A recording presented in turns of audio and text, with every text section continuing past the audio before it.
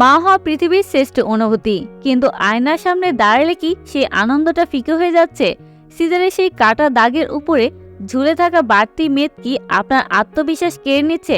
অনেক চেষ্টা করেছেন, কিন্তু মেদ কমছে না। থামুন, আজ আমি আপনাকে কোনো অবাস্তব ব্যায়াম নয়, বরং আপনার শরীরের সাথে যুদ্ধ না করে বিজ্ঞানসম্মত উপায়ে পেট কমানোর 5টি শ্রেষ্ঠ রহস্য বলবো। শেষের উপায়টি জানলে আপনি অবাক হবেন যে এতদিন আপনি ঠিক কোথায় ভুল করেছিলেন। প্রিয় দর্শক, আমি আছি মা ও শিশুর যত্ন চ্যানেল থেকে।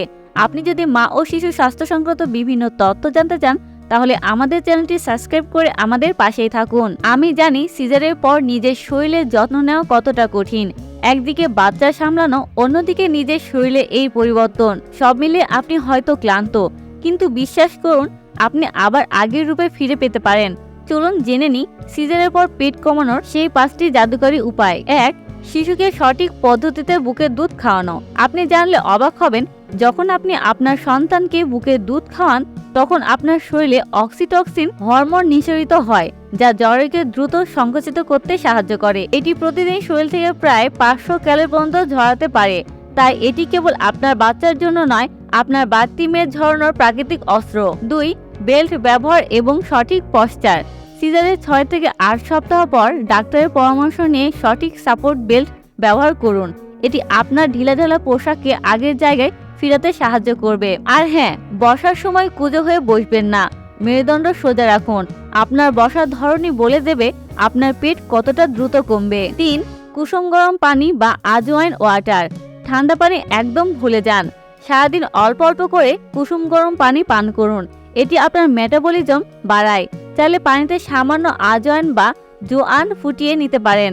এটি পেটের গ্যাস কমাবে এবং চর্বি গলাতে সাহায্য করবে। মনে রাখবেন, ভেতর থেকে পরিষ্কার না হলে বাইরের মেদ কমবে না। 4. প্রোটিন সমৃদ্ধ খাবার ও চিনি বর্জন। পেট কমাতে খাওয়া কমানো নয়, বরং খাবারের ধরন পরিবর্তন করুন।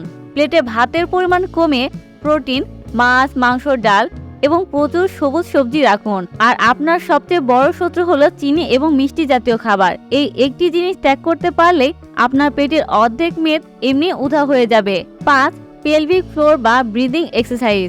ভারী ব্যায়াম করার কোনো প্রয়োজন নেই।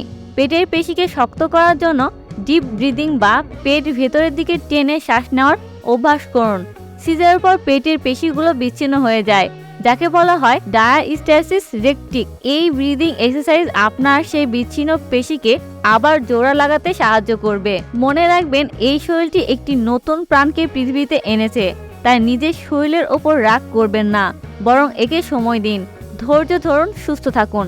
আজকের এই টিপসগুলো মেনে চললে আপনি শুধু সুন্দরী হবেন না, বরং একজন সুস্থ মা হিসেবে আপনার সন্তানের পাশে থাকতে পারবেন। প্রিয় দর্শক, ভিডিওটি যদি আপনার সামান্যতম উপকারে আসে, তবে আপনার মতো অন্য মায়েদের সাথে এটি শেয়ার করতে ভুলবেন না। আপনার সিজারের কতদিন হলো বা পেট কমাতে আপনি কি করেছেন তা কমেন্টে জানাতে ভুলবেন না। মা ও শিশুর যত্ন চ্যানেলের সাথেই থাকুন। ভালো থাকুন, সুস্থ থাকুন। আল্লাহ হাফেজ।